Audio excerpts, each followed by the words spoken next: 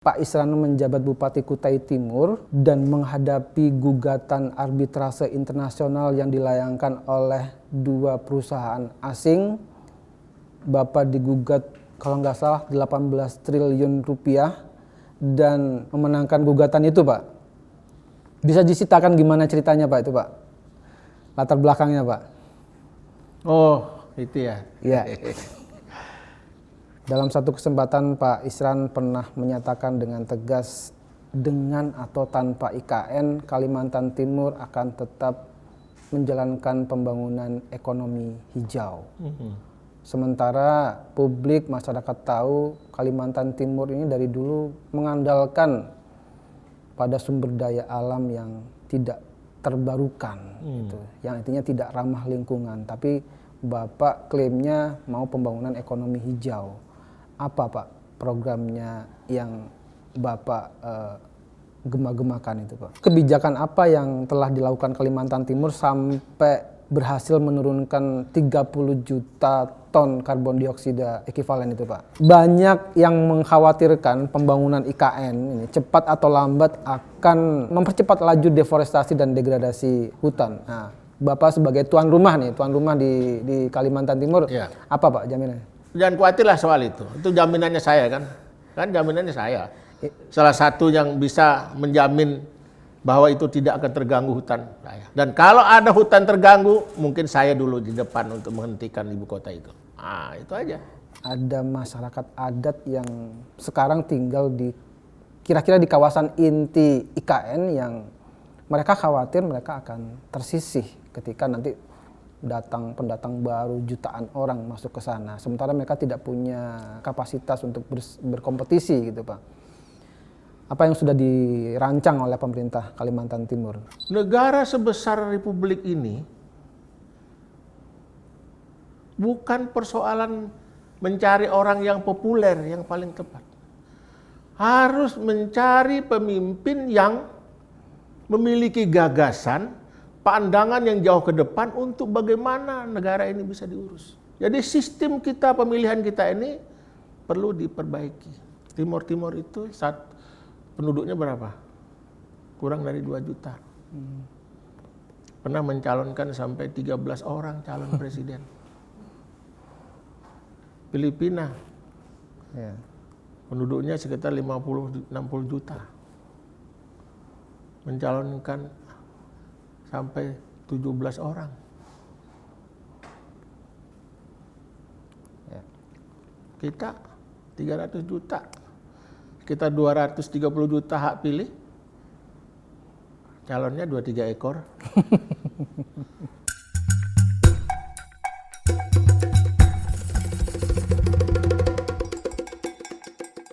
Indonesia merupakan satu-satunya negara di Asia Pasifik Timur yang menerima dana kompensasi program penurunan emisi karbon dan deforestasi dan degradasi hutan dari Bank Dunia. Dan Kalimantan Timur terpilih sebagai satu-satunya provinsi yang terlibat dalam program tersebut. Dana ini senilai total 110 juta dolar Amerika Serikat atau setara 1,7 triliun rupiah.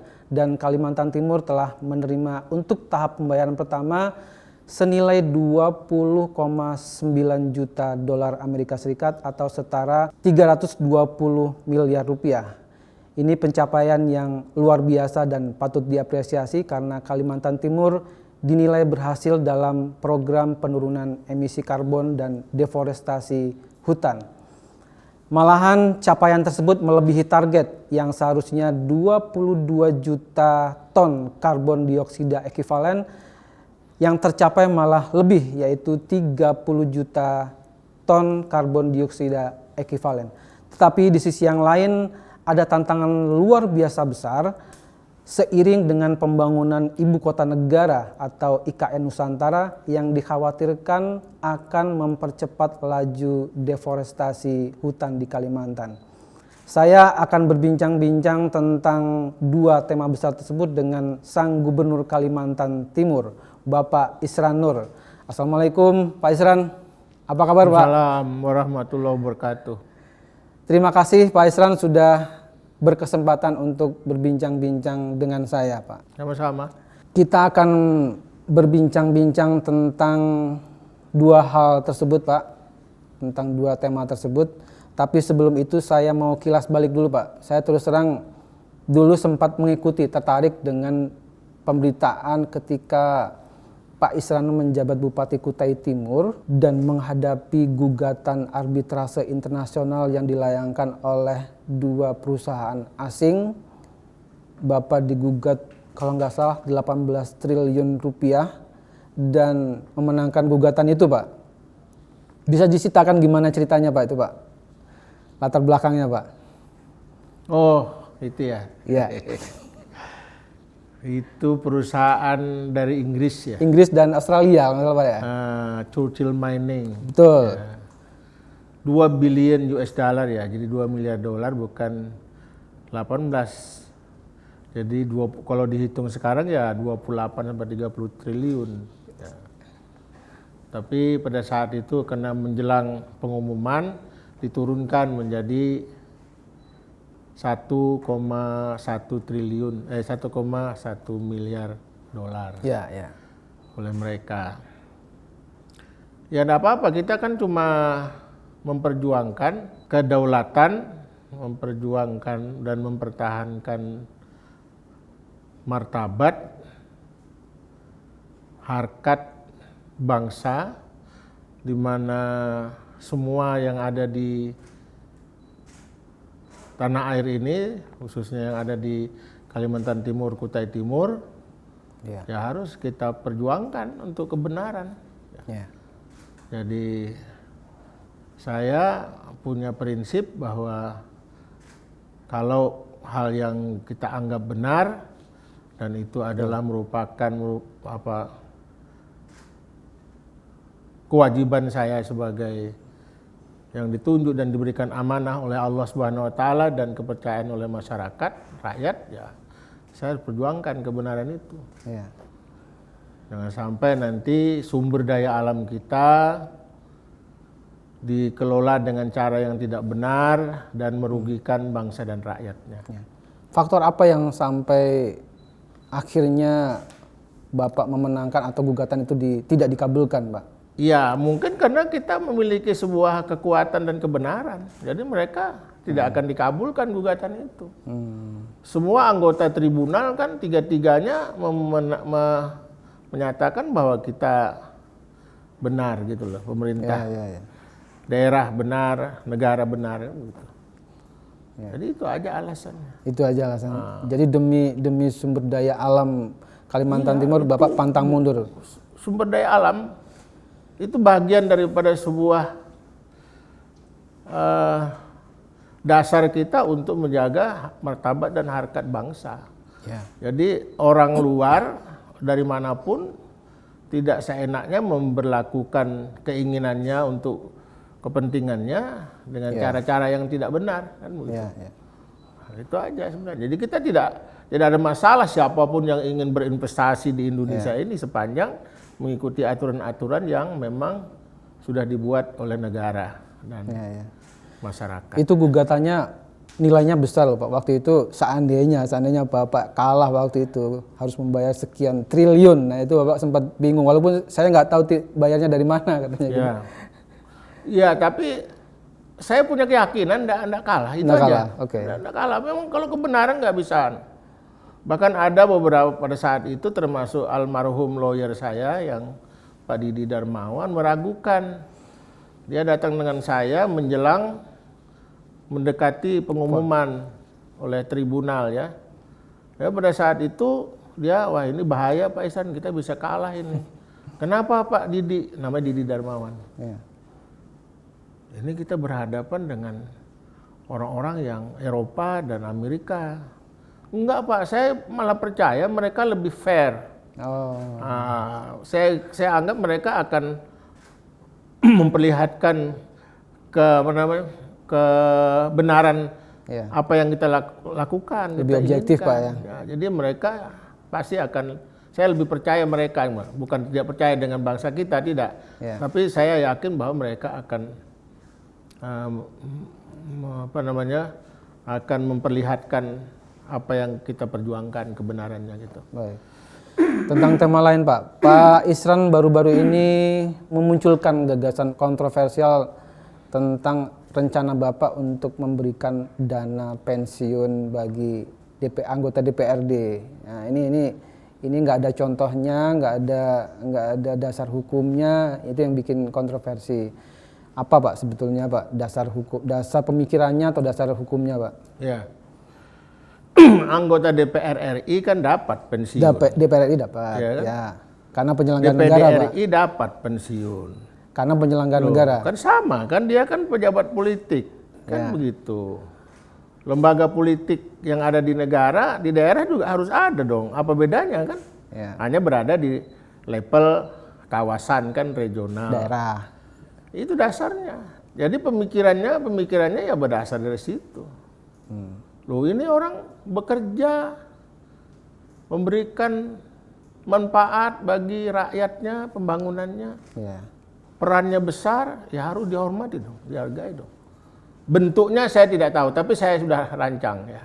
Saya sudah rancang belum bentuk gimana, tapi saya kira adalah sebuah kewajaran dan kepantesan kalau kita memberikan penghargaan, pemerintah daerah memberikan penghargaan kepada anggota DPRD Kalimantan Timur itu. Soal besar kecilnya itu soal lain, tapi dalam hal ini kan sebuah apresiasi. Yang memang sebuah tanda terima kasih pemerintah daerah atau melalui pemerintah daerah tanda terima kasih rakyatnya kan begitu. Kalau hitung-hitungan kasarnya berapa Pak? Dibutuhkan berapa untuk pensiun itu? Enggak tahu, pokoknya kan ada rumusannya kan, nanti kita melihat rumusan bagaimana pensiun yang ada di DPR RI, DPD RI, kemudian bagaimana nilai-nilai kira-kira yang bisa memberikan kepantasan dan kelayakan untuk memberikan apresiasi ya. Ini tidak mesti dalam bentuk harus pensiun, tidak dalam bentuk penghargaan segala macam bentuknya. Tapi yakin saya akan bisa dipenuhi. Saya akan buat sebuah peraturan gubernur.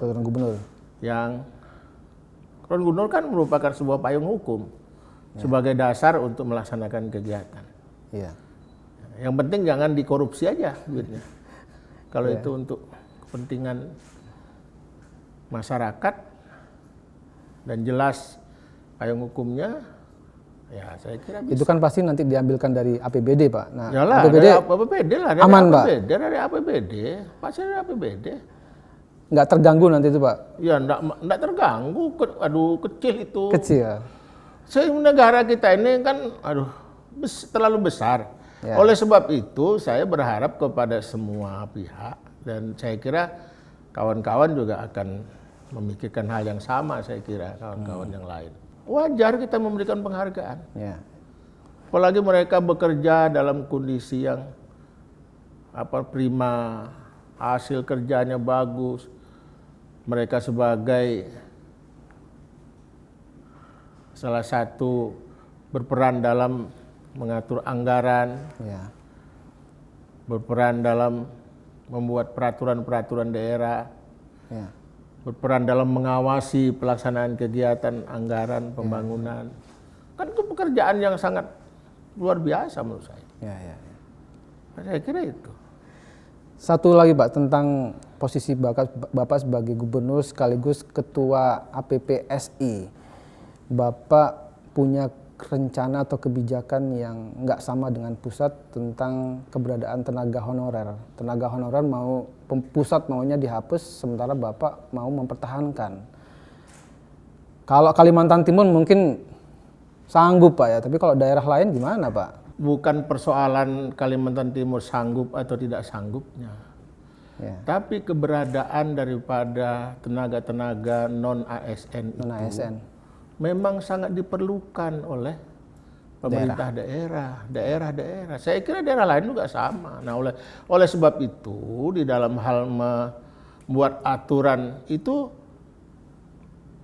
kenapa harus dihapus sepanjang pemerintah kita belum bisa menyiapkan, menyediakan lapangan kerja di luar itu. Ya. Belum sanggup. Yang tadi dasarnya adalah memang diperlukan masih. Bayangkan. Ya. Seingat saya, RPJMN Bapak Jokowi yang tahap kedua itu adalah pembangunan pengembangan sumber daya manusia. Itu priority. Nah, orang-orang yang bekerja di luar ASN itu, honorer itu, kan banyak di guru, bidang pendidikan, guru dan tenaga kependidikan, kesehatan juga. Ya. banyak sekali, Ya. penyuluh pertanian, banyak sekali di situ. Nah kalau itu ditarik, apalagi di pedalaman-pedalaman, ya kalau itu dihapus, bisa kita bayangkan, nggak jalan itu. Ya saya ambil contoh lah, saya tidak mau ambil contoh yang ada di tempat saya. Ya. Nanti terlalu subjektif kalau saya cerita bahwa contoh itu karena saya bikin-bikin di daerah. Saya pernah jalan-jalan di wilayah Jawa Tengah. Ya. Di tempat saudara saya Pak Ganjar. Ya. Dan dia pasti juga tahu. Ada sebuah sekolah dasar SDN di Karangsoka, dekat Baturaden. 10 gurunya. Dari 10 guru itu hanya 3 PNS. 7 honorer semua. 7 artinya honor. Berapa yang mereka dapat? Honor 300.000 per bulan. per bulan. Itu pun mereka bisa bekerja dan bisa melaksanakan kegiatan-kegiatan. Tawaran Bapak untuk pemerintah pusat gimana? Soalnya saya dengar-dengar pemerintah pusat memang udah mau menghapuskan demi efisiensi lah, katakan begitu Pak. Saya kira pemerintah pusat harus dengarkan dong apa yang disampaikan oleh kepala-kepala daerah. Dan yang saya sampaikan ini bukan hanya saya, apalagi saya sekarang nih, anggaplah yang mewakili semua kepala daerah, gubernur seluruh Indonesia. Dengarkan. Soal anggaran kan di Jakarta kan ngelola anggaran 70%. Ya. Di daerah itu hanya 70% anggaran APBN setiap tahun anggaran. Dari 2.700 anggaplah 3.000 triliun 2023. Ya. Yang di drop ke daerah itu hanya sekitar 600 sampai 700 triliun. Yang dikelola dana pusat adalah 2.000 triliun lebih. Ya. Padahal pusat kan hanya mengelola 5 sektor. Pertahanan, keamanan, peradilan, keuangan dan moneter, agama, dan Kementerian Luar Negeri. Di daerah semua kegiatan dilaksanakan di daerah. Di daerah. Ya di bidang pendidikan, semua sektor. Ya. Dan ini yang pernah saya sampaikan beberapa waktu yang lalu ketika mau merevisi Undang-Undang Perimbangan Keuangan Pusat Daerah. Menjadi Undang-Undang Hubungan Keuangan Pusat dan Daerah. Saya usulkan 70-30 dibalik. 30% hanya dikelola pusat, 70% dikelola daerah. Ya. Atau kalau terlalu berat 60-40. Atau masih terlalu berat 50-50. Kan begitu. Ya. Supaya kapasitas keuangan di daerah itu memiliki atau memadai. Memadai. Kan Ya. begitu. Nggak susah, nggak susah. Gampang. Dan diikuti dengan penyederhanaan tata kelola manajemen keuangan. Kan begitu. Jangan dipersulit aturannya. Tapi bukan berarti saya mengharapkan ini supaya mudah diperkorupsi, tidak. Kan ada pengawasan kita kan. Ya. Ada lembaga yang mengawasi pelaksanaan kegiatan pembangunan, keuangan segala macam. Ya. Bisa, enggak susah. Jadi sebetulnya masih cukup Pak ya kalau masih diadakan tenaga honor. Cukup, mas itulah yang kita bisa.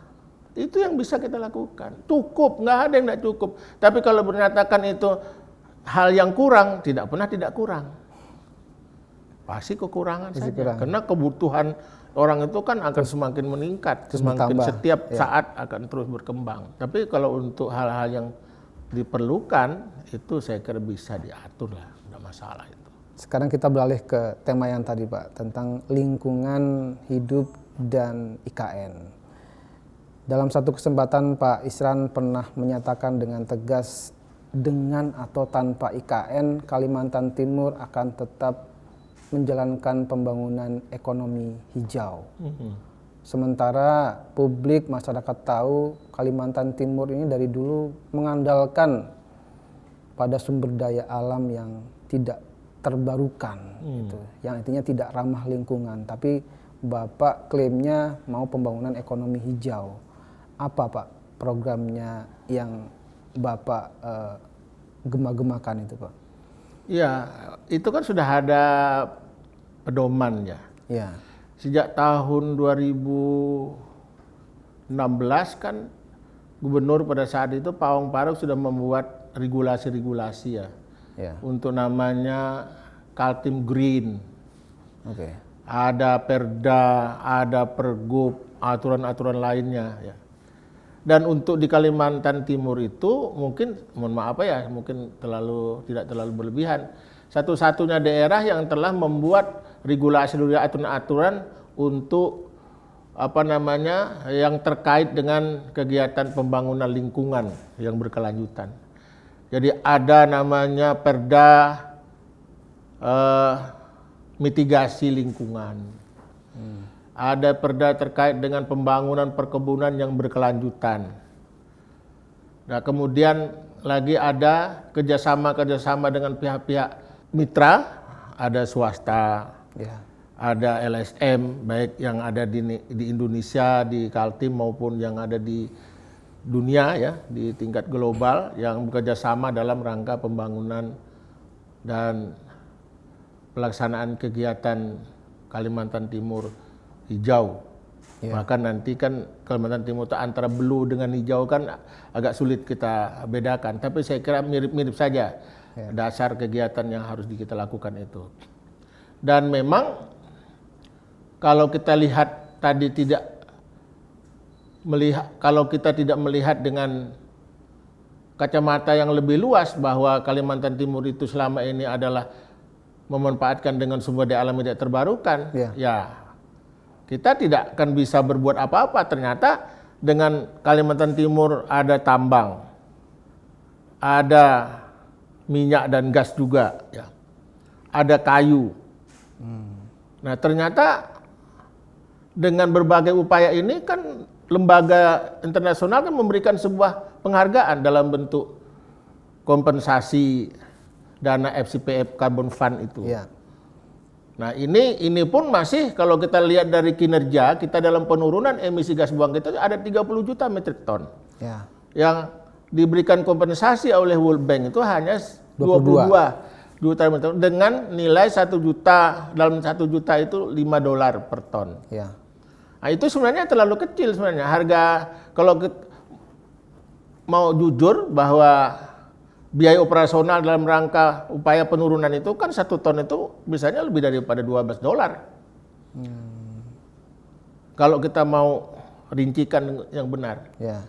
Dan itulah yang kita syukuri bahwa upaya-upaya kita dalam menjaga lingkungan dan target-target untuk pencapaian penurunan emisi gas buang ini memang Kalimantan Timur sudah yang pertama. Di Asia Tenggara, di Asia pertama. Asia Timur Pasifik. Asia Pasifik. Dan itu sebuah nilai yang cukup besar. Padahal kalau ini kita bisa kembangkan kan bisa luar biasa bagaimana kita tambang juga kita lakukan dengan cara-cara praktek tambangnya yang memang memiliki sebuah etika menjaga lingkungan. Nah, kemudian kita juga bangun bagaimana kawasan-kawasan yang hutan kita ini bisa kita revitalisasi atau dikembalikan kepada semula. Kan ada upaya-upaya termasuk di kawasan ibu kota negara itu.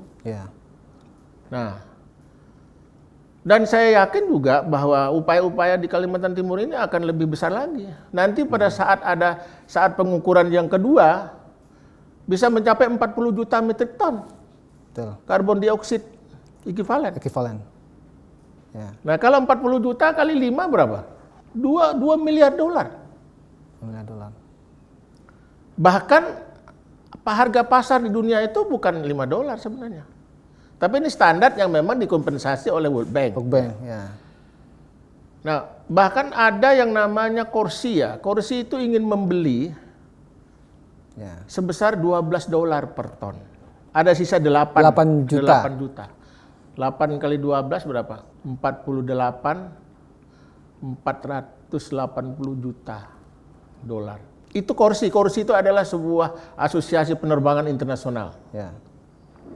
Dan bahkan ada sebuah yang datang ke saya melalui brokernya, tapi itu ada syarat. Ingin membeli $25 per ton. Tapi dengan syarat mau dibawa pindahkan. Barangnya dipindahkan. Nah, itu pemerintah tidak akan, kelihatannya agak sulit memberikan. Nggak rela, Pak. Nggak rela, karena akan mengurangi target penurunan emisi kalau ditarik, kan gitu. Jadi kan target kita kan jadi misalnya kita mencapai misalnya 50 juta ton pada tahun 2050 misalnya. Nah, itu kalau ditarik kan jadi berkurang lagi dia, harus kira seperti itu. Tapi ini masih menjadi bahan pertimbangan. Kalau misalnya $25 kali 40 berapa? 10 billion US dollar. 10 billion itu tidak sedikit pendapatan. Jadi semua daerah yang ada, bukan hanya Kalimantan Timur, yang memiliki hutan-hutan di Sumatera, Sulawesi, Papua, masih memiliki sebuah peluang untuk mendapatkan dana kompensasi yang luar biasa. Itu juga sumber daya pembangunan. Dan itulah yang tadi yang bisa memelihara dan menjaga upaya kita dalam mempertahankan tadi.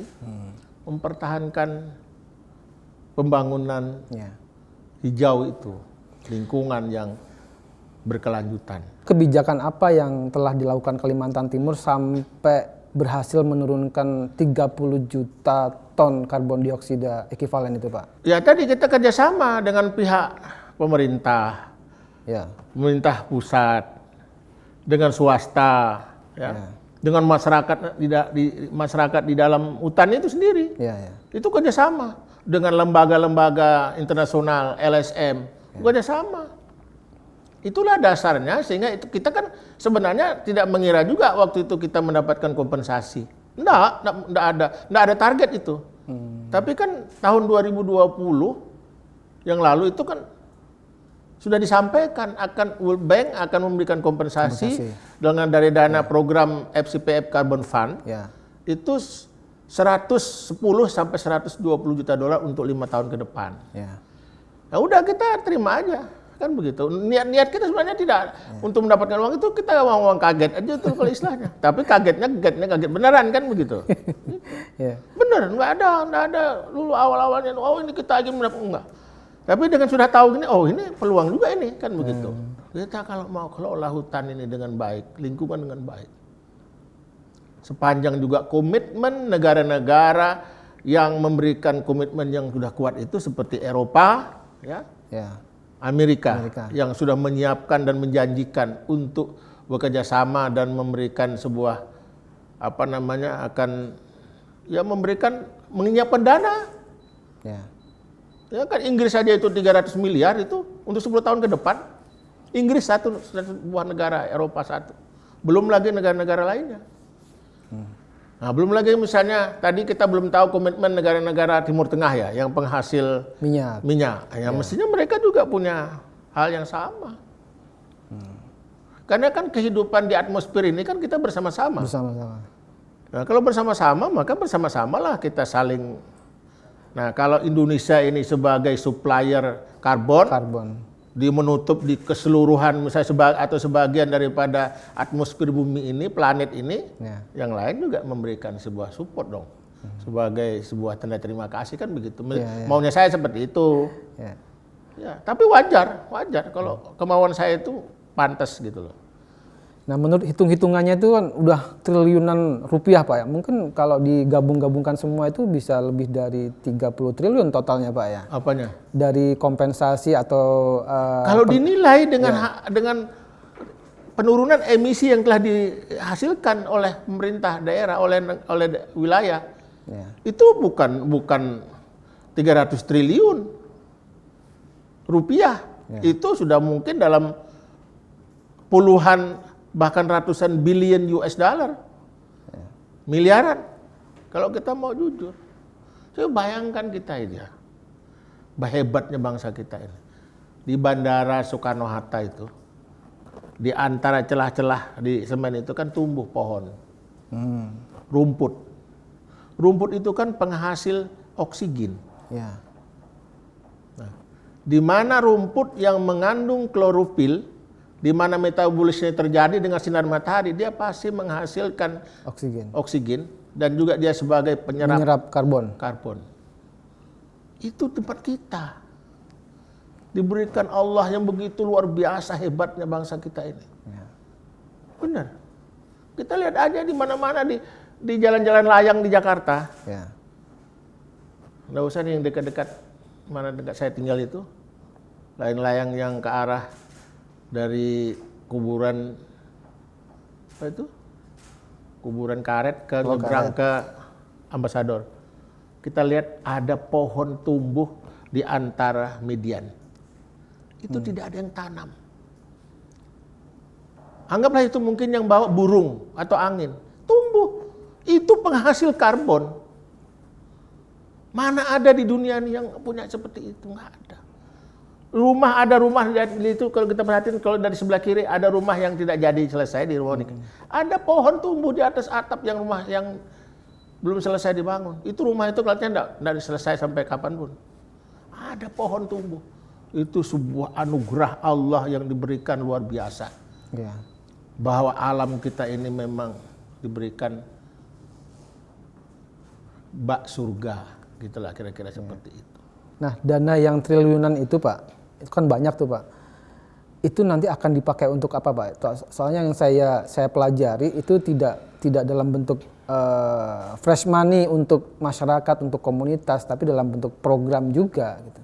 Ya salah satunya kita buat program yang dapatnya sekarang ini, yang sekarang ini yang 20,9% kan, 20,9 yang 320 miliar, 20,9%. Itu diterima oleh masyarakat, yang tadi terlibat di dalam hal menjaga bagaimana mereka menjaga hutannya. Bagaimana mereka nanti bekerja sama, itu dibayar. Jadi yang menerima manfaat itu petani, kelompok-kelompok tani, kemudian lembaga-lembaga KPHP atau UPTD, kemudian juga bahkan yang dapat itu juga termasuk perusahaan-perusahaan HPH itu, UPHK itu, dapat dia. Langsung itu Pak? Dapat langsung, itu diberi. Kita yang beri misalnya, nanti lewat kita diberikan ke mereka. Nah itulah kira-kira langsung diberikan ke mereka, di samping juga nanti akan dibuat program. Dan ini akan berkembang nantinya, kalau nanti ternyata nanti ada validasi kedua ini bisa mencapai tambahan lagi, penurunan emisi kita ini lebih besar, nanti kita pertimbangkan lagi. Kalau nanti dananya kita bisa gunakan kepentingan untuk tadi. Pertama jadi untuk memperkuat, mengkonsolidasi apa yang sudah kita lakukan selama ini. Nah, kalau dari sisi Bapak lebih menguntungkan dana kompensasi dari Bank Dunia itu atau dijual ke pasar perdagangan karbon, Pak, yang lebih tinggi harganya? Ya, jadi yang selama ini kan baru dikompensasi dilakukan oleh World Bank. Itu kan sebuah kesepakatan yang sudah memang dilaksanakannya. Jadi yang sudah mendapatkan kompensasi ini di luar Indonesia masih sudah ada, seperti ada di Brazil, di Amerika Latin di Kongo, Afrika Tengah sudah dapat. Tapi kita paling besar sebenarnya. Nah, kalau nanti, saya kan nanti mau ke Yucatan, ke Meksiko, belajar di sana. Ya. Karena di sana ada juga hal-hal yang mirip dengan kita. Bukan dia lebih bagus, tapi pasti ada pengalaman-pengalaman yang bisa kita ambil dalam hal bagaimana kita mengelola lingkungan, bagaimana kita mengelola karbon. Nah, kemudian nanti tanggal pertengahan Mei atau Juni saya mau belajar juga di Provinsi Mato Grosso, Brazil. Nah, dia sistem pengelolaan dana karbon ini, SCW Carbon Fund ini dia itu dikelola langsung Karena beda kan, karena daerah sana kan status kenegaraannya kan namanya negara federal. Jadi mereka dikelola langsung. Nah kalau kita kan tidak bisa sama seperti itu. Karena kan sistem dikelolaan keuangan ini kan terpusat. Ke pusat dulu ya. Kita tidak bisa menurut seperti itu, tapi pasti ada hal-hal yang bisa kita tarik pelajaran, yang bisa kita laksanakan yang sesuai dengan aturan yang kita punya kan gitu. Jadi nantinya saya akan sudah berkomunikasi dengan pihak World Bank yang ada di perwakilan Asia Pasifik, Pak Andre dengan Pak Biniot. Pak Biniot itu hampir keseluruhannya, kemudian Pak Andre yang ada di Asia Pasifik. Dia ingin memberikan sebuah pemikiran dan informasi kalau mungkin ini bisa dilelang di pasar bebas. Ya. Nah kalau di dalam pasar bebas kan tidak $5, pasti $10 up, kan begitu. Bisa 25. Bisa $25 kan begitu. Tapi kalau yang tadi itu kalau kita sudah setuju, pemerintah setuju dengan $25 dengan mengambil barangnya akan lebih lagi. Ya. Lebih bagus lagi, tapi kan itu kita pertimbangan kebijakan pemerintah ya. Tidak bisa kita suka-sukanya juga, karena kita kan tidak bisa pemerintah provinsi itu suka-sukanya kan begitu. Kan ada pemerintah yang memang memiliki sebuah kedaulatan dalam program berbagai pihak kan. Ya. Kalau saya pernah baca satu informasi di Jambi kan juga terlibat itu Pak. Nah, masyarakat lokal atau komunitas sana lebih memilih menjual karbonnya ke pasar perdagangan karbon dunia daripada pasar bebas daripada menggunakan dana kompensasi yang terlalu banyak aturannya lah katanya gitu, nggak fresh money juga gitu. Nah kalau di Kalimantan Timur gimana Pak? Ya kita kan Kalimantan Timur kan sudah mendapatkan nih, dengan ketentuan tadi dapat $5 per ton. Yang dari 30 juta ton yang kita bisa hasilkan penurunan emisi itu 22 yang dikompensasi menjadi $110 juta. Nah itu kita tidak bisa apa-apa, kita memang itu kita syukuri dah itu. Kita syukuri itu sudah luar biasa kan. Yang tadi saya katakan bahwa itu kan tidak pernah kita ingin mimpikan bahwa itu dapat duit kan begitu. Ternyata dengan kita kerjasama bagaimana memperbaiki lingkungan, bagaimana kerjasama supaya lingkungan kita terpelihara, hutan kita terjaga dengan baik walaupun dilakukan kegiatan eksploitasi misalnya. Ternyata kita berhasil menurunkan emisi dan terukur, sangat terukur. Nah ini adalah sebuah langkah. Nah kalau tadi misalnya kita mau berpikir bahwa ingin mendapatkan sebuah dana yang banyak masuk dengan melalui pasar bebas misalnya, dalam hal ini misalnya lelang misalnya kan, di auction dilelang, ya bisa saja. Ya tapi kan ini kita harus belajar dulu, jangan buru-buru dulu, belajar dulu. Pemerintah maunya apa, aturannya kan ada, kita segala macam, kita ikuti dulu aturan itu. Nah kalau memang ada peluang kita mau menjual di pasar bebas ya, nggak masalah kan sepanjang tadi ada koridor atau payungnya atau regulasi yang bisa main kita. Gitu. Saya kira tidak ada masalah kalau Jambi misalnya mau memasarkan di pasar bebas. Kaltim sudah mikirkan ke sana, cuma kan tidak buru-buru, tapi sudah memiliki sebuah desain rencana itu kan begitu. Makanya belajar dulu ke Meksiko, ke Yucatan nih, tanggal 5 sampai 7 sampai 10. Kemudian nanti ke Monte Grosso, lain-lainnya nanti kita. Nanti saya juga sudah mendapatkan informasi kemarin ketika biodiversity. Oh, biodiversity. Nah itu bagus dipelajari itu, karena semakin kita memiliki sebuah berbagai aneka macam biodiversity yang ada di hutan itu nilai karbonnya akan lain, tambah. Di sana ada orang hutan kita pelihara, ada kura-kura, ada terenggiling, ada segala macam, beruang segala macam yang diamankan. Itu beda. Itu nanti biodiversitas itu akan meningkatkan nilai karbon. Nah itu kita perlukan orang-orang yang ahli-ahli di dalam melakukan validasi atau penghitungannya. Benar. Nah ke Kalimantan Timur kan masih banyak itu. Mulai buaya darat sampai buaya laut kan ada. Sekarang kita bahas ke IKN Pak. banyak yang mengkhawatirkan pembangunan IKN ini cepat atau lambat akan mempercepat laju deforestasi dan degradasi hutan. Nah, Bapak sebagai tuan rumah di Kalimantan Timur, Ya. apa Pak jaminannya? Kalau soal itu saya bisa jamin apa yang dikhawatirkan oleh para aktivis lingkungannya. Ya. Dan itu sudah didesain sedemikian rupa. Kawasan ibu kota itu ditetapkan lebih daripada 250.000 hektar.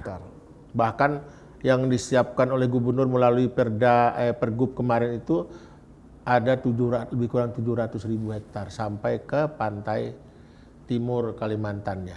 Ya. Kecamatan Samboja dan Muara Jawa. Dari 250.000 itu kawasan yang lingkar ketiga, itu kan yang akan dibangun hanya sekitar 7-8% untuk infrastruktur. Di luar daripada itu akan dilakukan revitalisasi kawasan hutan.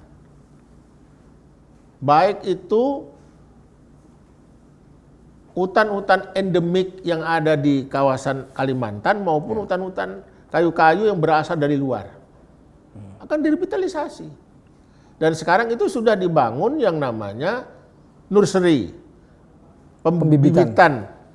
Ya. Lebih kurang 20 juta, bisa menghasilkan 20 juta pohon berbagai macam jenis. Ya. Itu nanti akan tanam. Jadi nanti yang dibangun ibu kota itu sedikit, yang bangunan itu, dan itu pun pola yang sudah terdesain demikian rupa yang bernuansa lingkungan. Ya. Jadi tidak akan ada terganggu di sana. Jadi kita hidup di sana itu berinteraksi dengan alam. Ada beruang di sana, ada orangutan di sana, ada bekantan di sana, ada monyet ekor pendek, ekor panjang. Ada semua sana. Kalau burung-burung automatically di sana. Kalau burung itu kan kalau ada pohon, dia otomatis burung itu akan datang. Jadi tidak usah didatangkan. Tapi kalau jenis-jenis seperti primata misalnya, itu kan harus didatangkan. Tapi di sana sudah tersedia. Yang namanya di Mentawir itu kan ada namanya hutan yang dirawat oleh Yayasan BOS, orang hutan itu. Itu kan populasinya sudah luar biasa. Bahkan kemarin beberapa tahun yang lalu saya ikut pindahkan ke kawasan lain karena populasinya banyak di sana. Jadi kawasannya sudah tidak cukup. Nah itu nanti bukunya luar biasa itu. Jadi saya bisa bayangkan ibu kota itu nanti, kota itu akan terbentuk kayaknya memang hutan, kota dalam hutan. Tapi memiliki sebuah teknologi modern, kan begitu. Ya. Jadi nanti dalam pembangunan misalnya jalan itu kan tidak harus memotong gunung-gunung, dia harus berada di bawah tunnel dalam bentuk terowongan-terowongan. Ya, sekarang kan sudah didesain jalan nyebrang yang ke Teluk itu sudah melalui Teluk Balikpapan yang di konsultannya Korea. Ya. Jadi jangan khawatirlah soal itu jaminannya saya kan jaminannya saya. Salah satu yang bisa menjamin bahwa itu tidak akan terganggu hutan saya. Dan kalau ada hutan terganggu, mungkin saya dulu di depan untuk menghentikan ibu kota itu. Itu aja. Ini cerita indah-indah Pak, cerita angin surga ini Pak. Iya. Kalau masih dalam 5 tahun ke depan mungkin memang masih aman-aman aja. Tapi kita membayangkan ibu kota ini kan berkembang puluhan sampai ratusan tahun kemudian. Ya. Apa jaminan sampai ratusan tahun ke depan itu Pak? Ya kita kan harus buat desain, harus buat regulasinya. Ya. Harus dibuat regulasi, aturannya dibuat, regulasi harus diikuti. Dan itu yang mengikuti, yang mengontrol itu kan rakyat kita di seluruh Indonesia ini. Kan begitu. Ya. Kalau rakyat Kalimantan Timur itu mungkin saja dia bisa lupa, tapi kalau rakyat yang ada di luar Kalimantan Timur kan paling mudah mengawasi orang jauh. Ya. Misalnya saya akan lebih mudah mengawasi Papua kelihatan gitu dibanding mengawasi diri sendiri. Makanya kita seluruh rakyat di sini menjadi pengawas yang mengawal daripada sebuah peraturan perundang-undangan yang tadi untuk menjaga lingkungan itu. Itu kota bagus, bener. Saya bisa bayangkan. Nggak ada nantinya kalau itu selesai. Sepanjang nanti rencana kota itu dibangun sesuai dengan rencana dan desainnya. Kecuali dia menyimpang dari itu. Rencana. Jadi tidak ada masalah. Satu hal yang pasti Pak, sebagaimana kota-kota besar yang lainnya Pak ya, pasti akan ada urbanisasi, ada pendatang baru dari luar IKN ke dalam situ Pak. Nah ini pasti akan berjuta-juta nanti jumlahnya Pak. Oh ya. Apa udah diantisipasi oleh Itu sudah diantisipasi. Jadi nantinya orang akan datang di situ di daerah ibu kota itu, terutama kawasan intinya itu diperkirakan sekitar 2 sampai 3 juta orang. Kan. Tapi kan sudah didesain itu tempatnya. Nah kalau yang di luar itu kan bisa saja nanti orang datang, tapi kan tidak di kawasan itu pasti, kawasan hubnya, mungkin di Samarinda, Balikpapan, atau di Penajam Pasir Utara atau di Tenggarong. Ya kan. Kan di sana kan sudah diatur sedemikian rupa sudah. Jadi kawasan pembangunan itu kan sudah tidak orang semua suka-suka datang. Karena tadi sudah ada pedoman yang diikuti untuk dilaksanakan kegiatan pembangunan ibu kota itu. Jadi tidak masalah saya kira itu. Beberapa tahun aja dah. Tapi kita sudah memiliki sebuah ibu kota negara yang dibuat oleh bangsa kita sendiri. Ya kan? Untuk 100 tahun ke depan mungkin akan bisa bertahan pada kondisi yang seperti yang diidam-idamkan, dimimpikan itu. Ada satu isu lagi Pak tentang IKN. Saya sempat baca ada masyarakat adat yang sekarang tinggal kira-kira di kawasan inti IKN yang mereka khawatir mereka akan tersisih ketika nanti pendatang baru jutaan orang masuk ke sana. Sementara mereka tidak punya kapasitas untuk berkompetisi gitu Pak. Apa yang sudah dirancang oleh pemerintah Kalimantan Timur? Itu sudah disiapkan ya. Jadi sebenarnya di kawasan itu tidak ada yang suku etnis asli, itu tidak ada. Nggak ada.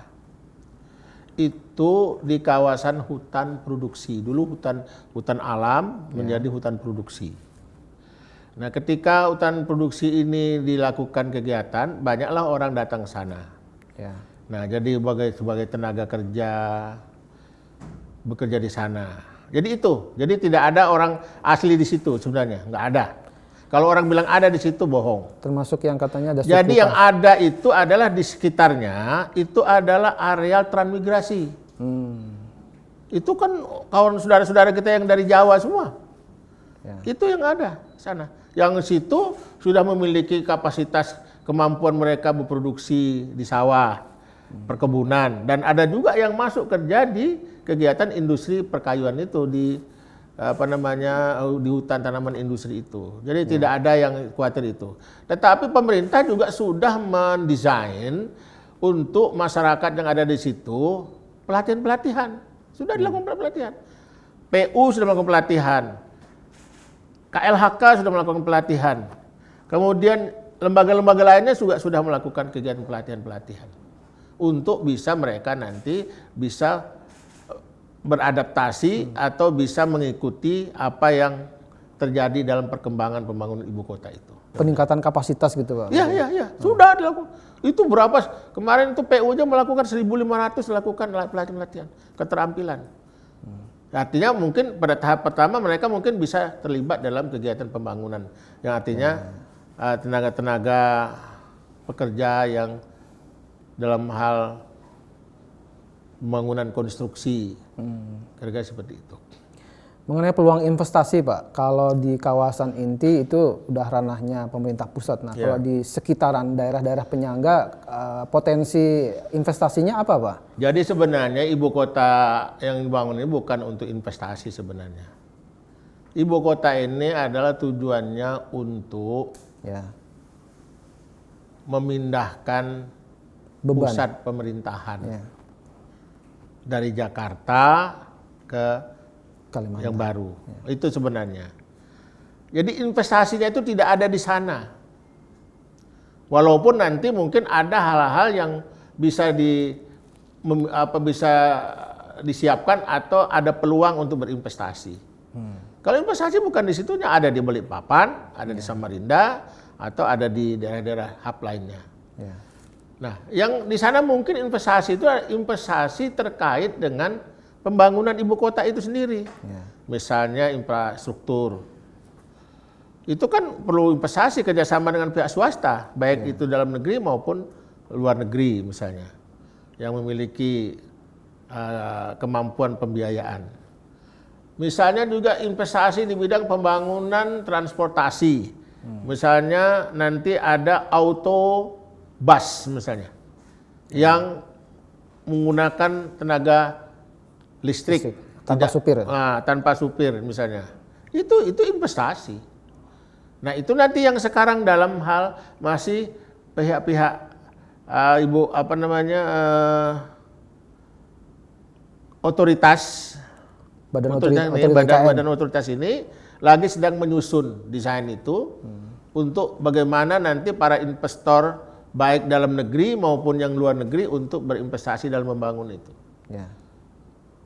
Nah, itu kira-kira seperti itu, termasuk di bidang telekomunikasi. Itu kan investasi. Itu investasi. Ya. Kemudian di bidang tadi transportasi. Ya. Atau yang lain-lainnya begitu. Termasuk juga dalam hal penyiapan kebutuhan dasar masyarakat, misalnya air bersih.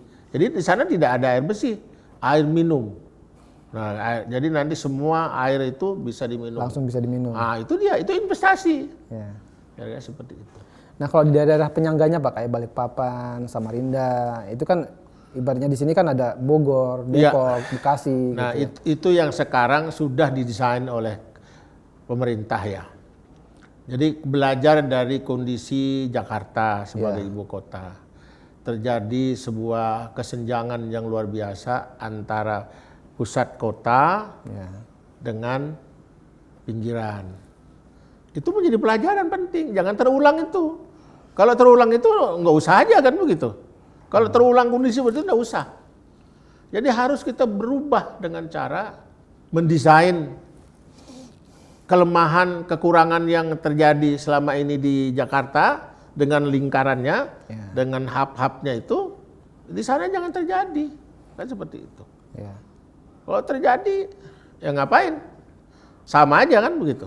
Nah, Pak Isran pernah menyebut sudah ada beberapa negara yang ingin berinvestasi di daerah penyangga, diantaranya Cina, Malaysia, sama Jepang juga. Nah, itu investasinya dalam bentuk apa, Pak? Sebenarnya yang berminat itu banyak. Banyak sekali. Tapi, banyak yang berminat itu, yang mau berminat itu di Jepang, perusahaan-perusahaan seperti yang dari Emirat, Uni Emirat Arab. Ya. Kemudian yang dari Jerman, dari Malaysia sudah, kan itu kan sudah memang dia, nama Malaysia kan negara tetangga punya minat juga dia berinvestasi di situ, peluang juga bagi para pengusaha dan investornya. Ya. Cina ya sudahnya kan selama ini kan sudah banyak sekali yang bekerja di sana. Investasi di sekitar ibu kota itu, yang industri pertanian, industri pengolahan kayu. Nah, itu sekarang sedang dibangun industri yang namanya air product. Itu. Walaupun itu masih jalan, tapi kan itu kan salah satu proyek yang dibangun oleh investor yang berasal dari Indonesia, Amerika. Ya. Jalan itu. Masih banyak ya itu, kan sumber daya alam kita itu kan banyak di sana. Menjadi kolateral, menjadi jaminan bagi orang berinvestasi. Asal memang mereka dapat jaminan. Artinya kalau kami melaksanakan ini, apa yang kami dapat? Kira-kira seperti itu. Asal jangan nanti terlalu beban pemerintah terlalu berat. Misalnya kalau mau misalnya dalam berinvestasi dalam jangka pendek jangan dah. Menengah ke atas gitu lah. Supaya nanti ada kejedahan kemampuan negara untuk bisa melakukan pengembalian gitu kan, kira-kira seperti itu. Nah, Kalimantan Timur sendiri apakah sudah menyiapkan semacam tawaran-tawaran insentif gitu Pak untuk investasi asing di sekitaran daerah penyangga itu Pak? Ya sebenarnya kalau insentif ini sudah lama diberikan kan bagi pihak investor. Ya. Jadi kalau misalnya ya ketentuannya berlaku selama ini. Ya. Ada masa grace periodnya yang tidak kenakan beban misalnya, itu sudah dilaksanakan. Lembaga-lembaga keuangan pun sudah banyak ingin masuk ke sana gitu. Nggak usah misalnya bank-bank Himbara yang ada di Jakarta ini, misalnya Mandiri, BNI, BRI, dan sebagainya. Bank Kaltim-Tara itu udah sanggup menyiapkan. Benar, saya sanggup. Saya kira, saya jamin itu Bank Kaltim-Tara itu bisa sebagai penyalur pembiayaan. Bisa. Kan dia bisa bekerja sama. Semakin ada orang misalnya mau kerjasama, saya sudah minta kepada pihak otoritas dan kementerian lembaga terkait di Jakarta ini supaya dana-dana untuk pembangunan infrastruktur itu nanti penyaluran dana itu lewat bank antara. Kan begitu. Kan tidak susah kan? Sama aja. Tema terakhir Pak, topik terakhir tentang politik Pak nih. Yang terakhir nih Pak. Apa itu? Beberapa bulan lalu Pak Isranur, nama Pak Isranur diusulkan di Rakernas Nasdem sebagai calon presiden. Enggak, tidak masuk. Sempat muncul waktu itu Pak. Enggak, setahu saya begini, saya waktu itu ada Rakernasus. Ya. Rakernasus itu diminta kepada ketua-ketua wilayah untuk mencalonkan presiden. Rakornas khusus. Kalimantan Timur tidak mencalonkan.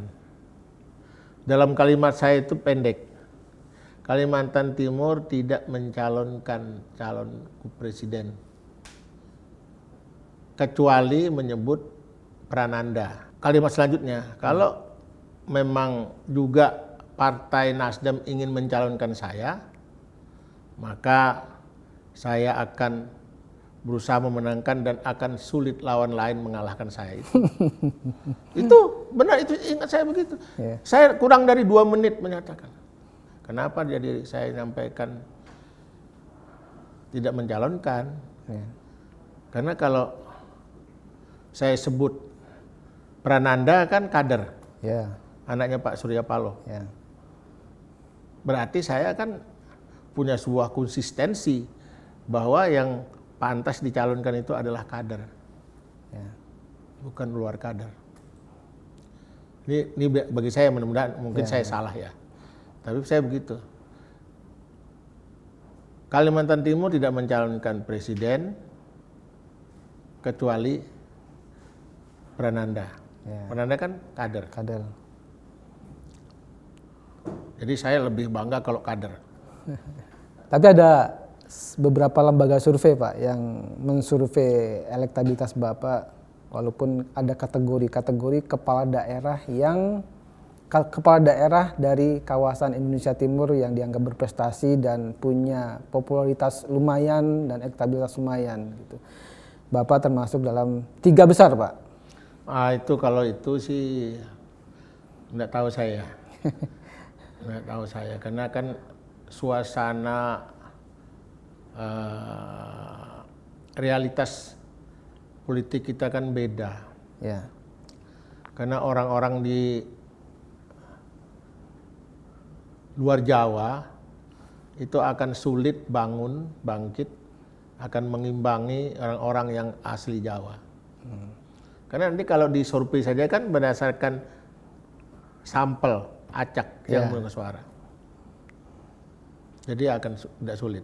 Jadi tetap saja itu orang-orang di tokoh-tokoh di Jawa akan mendapatkan suara yang lebih banyak.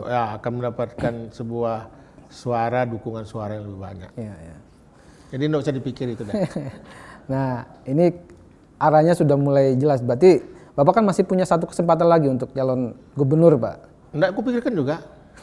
Enggak, aku pikirkan, benar.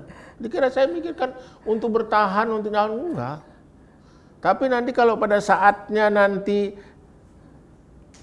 masyarakat mau saya, itu hitungan saya masih saya maju. Kalau enggak usah terlalu semangat lah. Jadi beban kita kalau terlalu semangat. Udah, nikmat kalau tanpa jadi kipas kemana-mana, kan. Bicara dengan VIPA kan begitu. Bener. Dikira saya munafik, enggak. Ya. Tapi kalau nanti pada saatnya nanti masyarakat ingin, Ya.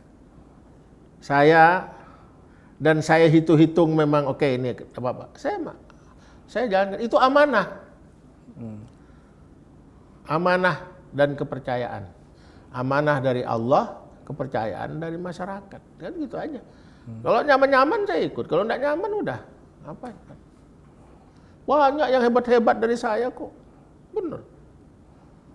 Yang brilian-brilian itu banyak. Cuma tersembunyi, kita nggak tahu. Di pelosok-pelosok itu banyak. Ya kan? Ya.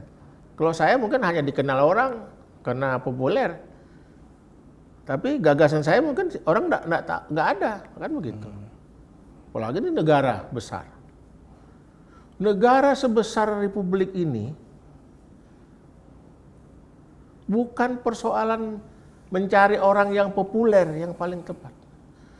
Harus mencari pemimpin yang memiliki gagasan, pandangan yang jauh ke depan untuk bagaimana negara ini bisa diurus.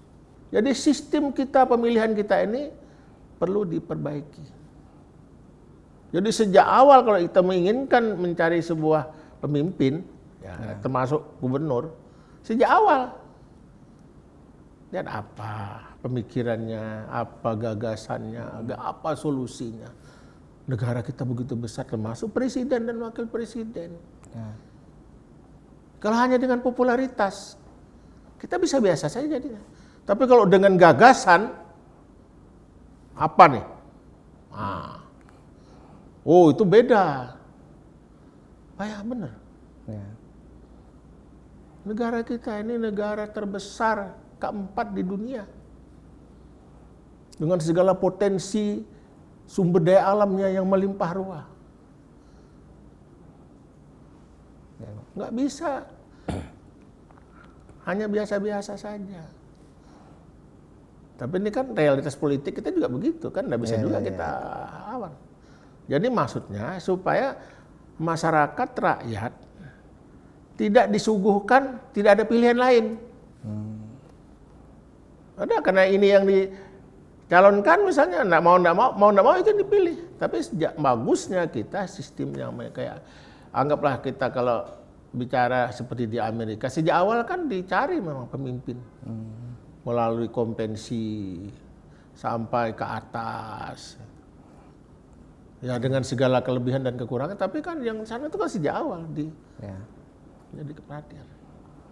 Jadi tidak misalnya pemimpin itu, gubernur itu misalnya hanya dicalonkan oleh 1-2 orang misalnya. Padahal 1-2 orang ini belum tentu dia berpikir, tapi yang dia pentingkan mungkin kepentingan dia gitu, kepentingan ya misalnya. Nah, dia mencalonkan, tapi dia punya kapasitas untuk mencalonkan. Kan begitu. Jadi benar. Sayang negara kita ini harus. Timur itu penduduknya berapa? Kurang dari 2 juta. Pernah mencalonkan sampai 13 orang calon presiden. Filipina, penduduknya sekitar 50-60 juta, mencalonkan sampai 17 orang.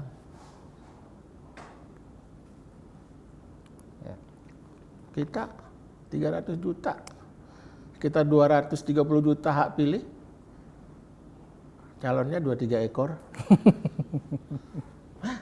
Mestinya ini kita coba. Tapi juga saya juga tidak bisa juga misalnya ini sebuah realitas juga kan? Ya realitas. Karena yang nantinya yang mencalonkan presiden misalnya itu kan partai-partai politik. Ya. Nah partai politik itu kan ada pimpinannya yang punya hak prerogatifnya. Ya baik Pak Isranur, terima kasih obrolannya dengan saya kira cukup panjang lebar. Demikian Vivanian obrolan saya dengan Gubernur Kalimantan Timur Bapak Isranur. Tonton terus di interview episode berikutnya. Sampai jumpa.